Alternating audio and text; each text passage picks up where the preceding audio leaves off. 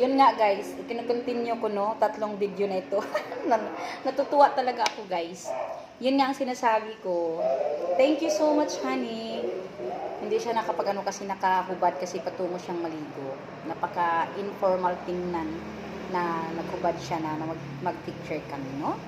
So itong gift niya, kainin ko talaga ito kasi alam nyo guys, hindi pa ako nakakain ng breakfast. So ito tamang-tama ito, kakainin ko ito. Ang ganda, sobrang ganda, napaka-romantic niya. Napaka-romantic ng honey ko ngayon. Yan. Yan guys, wow. Napaka-romantic niya guys. Tingnan nyo. May pabalon-balon pa siya sa akin. Dito ka muna balon ha, dyan ka muna. Tapos, meron siyang cupcake. Yung cupcake ko, wow. Oh, ang ganda.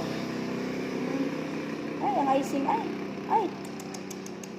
Yan guys. Kakainin ko talaga ito kasi gift ito ng honey ko. Yun honey. Yan.